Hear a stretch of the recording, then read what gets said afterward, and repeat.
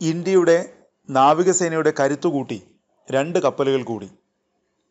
Made in India പദ്ധതിയുടെ ഭാഗമായി തദ്ദേശീയമായി നിർമ്മിച്ച INS ഹിമഗിരി, INS ഉദയഗിരി എന്നീ കപ്പലുകളാണ് കമ്മീഷൻ ചെയ്തത്.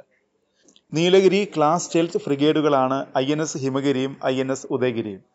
കേന്ദ്ര പ്രതിരോധ മന്ത്രി രാജ്നാഥ് സിംഗിന്റെ അധ്യക്ഷതയിൽ നടന്ന ചടങ്ങിലാണ് കപ്പലുകൾ കമ്മീഷൻ ചെയ്തത്. പ്രോജക്റ്റ് 17 ആൽഫയിലെ മുൻനിര കപ്പലായ INS നീലഗിരി ഈ വർഷമാദ്യം കമ്മീഷൻ ചെയ്തിരുന്നു. ഹിമഗിരിയും ഉദയഗിരിയും 75% ഇന്ത്യയിൽ തന്നെ നിർമ്മിച്ച ഭാഗങ്ങൾ ഉപയോഗിച്ചാണ് നിർമ്മിച്ചിട്ടുള്ളത്.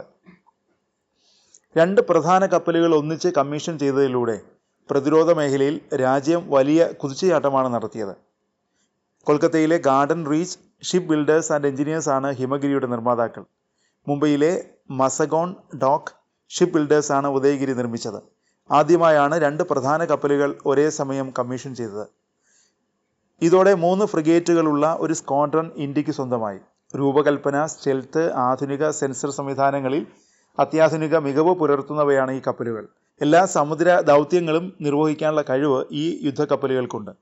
നാവികസേനയുടെ വാർഷിപ്പ് ഡിസൈൻ ബ്യൂറോയാണ് 2 കപ്പലുകളും രൂപകൽപ്പന ചെയ്തത്. WDB രൂപകൽപ്പന ചെയ്യുന്ന 100ാമത്തെ കപ്പലാണ് ഉദയഗിരി. അടുത്തിടെ ഡീകമ്മീഷൻ ചെയ്ത കപ്പലുകളുടെ പേരാണ് ഇവയ്ക്ക് നൽകിയിരിക്കുന്നത്. ഈ 2 യുദ്ധക്കപ്പലുകളും ഈസ്റ്റേൺ ഫ്ലീറ്റിന്റെ ഭാഗമാകും. ഈ 2 കപ്പലുകൾ കൂടുതൽ ആധുനികമാണ്. സൂപ്പർസോണിക് സർഫേസ് ടു സർഫേസ് മിസൈലുകൾ, ഇടത്തരം ദൂരപരിധിയുള്ള സർഫേസ് ടു എയർ മിസൈലുകൾ, 76 mm MR gun, 30 mm 12.7 mm close in weapon സിസ്റ്റങ്ങൾ, കൂടാതെ അന്തർവാഹിനി, വെള്ളത്തിനടിയിലെ അത്യാധുനിക സംവിധാനങ്ങൾ ഉൾപ്പെടെ നിരവധി ആയുധങ്ങൾ ഈ കപ്പലുകളിലുണ്ട്.